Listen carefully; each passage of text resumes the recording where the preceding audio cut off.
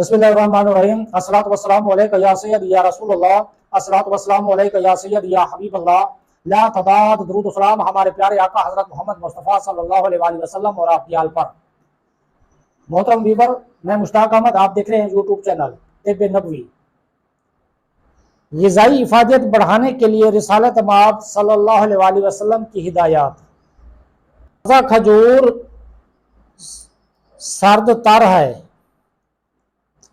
گرم تر ہے۔ تازہ کھجور گرم تر ہے۔ الغرض کھجور گرم اور ککڑی سرد ہوتی ہے، یہ دونوں ایک دوسرے کے مزاج کی اصلاح کرتے ہیں، اس طرح ان کے ضرر کا ازالہ ہو جاتا ہے۔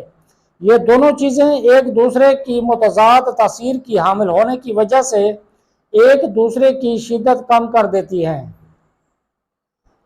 یہ اصول ہر قسم کے علاج میں اہمیت رکھتا ہے۔ حفظان صحت میں بھی یہی اصول ہے، بلکہ پورا علم طب اسی سے ماخوذ ہے۔ اس قسم کی دوسری غذاؤں اور دواؤں سے بھی ایک دوسرے کی اصلاح ہوتی ہے اور مزاج میں اعتدال کی کیفیت پیدا ہوتی ہے، یعنی ایک چیز اپنے مقابل کی چیز کے نقصان کا ازالہ کر دیتی ہے۔ اس طرح بدن کی صحت، قوت اور تازگی میں مدد ملتی ہے۔ ام المومنین حضرت عائشہ رضی اللہ تعالی عنہا فرماتی ہیں، میرے گھر والوں نے میرا دبلا پن ختم کرنے کے لیے ہر چیز استعمال کرائی لیکن کوئی فائدہ نہیں ہوا۔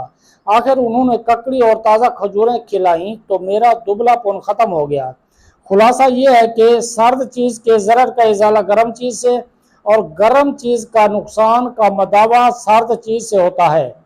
تر کا ازالہ خشک سے اور خشک کا ازالہ تر سے ہوتا ہے، یعنی دو اشیاء کا ایک دوسرے کو معتدل کر دینا علاج اور حفظان صحت کی بہترین صورت ہے۔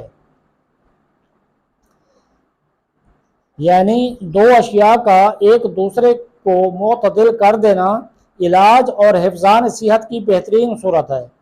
اس کی ایک مثال آگے آئے گی کہ آپ صلی اللہ علیہ وآلہ وسلم سنا اور سنوت کو ملا کر استعمال کرنے کا حکم دیا ہے۔ سنوت سے مراد شہد ہے۔ اس میں تھوڑا سا گھی شامل کر لیا جاتا ہے، اس طرح سنا کی اصلاح ہوتی ہے اور اس کی تاثیر معتدل ہو جاتی ہے۔ اللہ تعالیٰ لامحدود درود و سلام نازل فرمائے اس ہستی پر جسے دل اور جسم کی تعمیر اور دنیا و آخرت کے فوائد و اصلاح والی شریعت دے کر مبعوث فرمایا ہے۔ حرام چیزوں کے ذریعے سے علاج کی ممانعت۔ سیدنا ابو دردہ رضی اللہ تعالیٰ عنہ سے مروی ہے کہ رسول اللہ صلی اللہ علیہ وآلہ وسلم نے فرمایا، اللہ تعالیٰ نے بیماری اور دوا دونوں نازل کی ہے اور ہر بیماری کے لیے کوئی دوا رکھی ہے، لہذا علاج کرو اور حرام چیز سے علاج مت کرو۔ علاج کرو اور حرام چیز سے علاج مت کرو۔ محترم ناظرین، اب تک کے لیے اتنا ہی۔ اللہ حافظ۔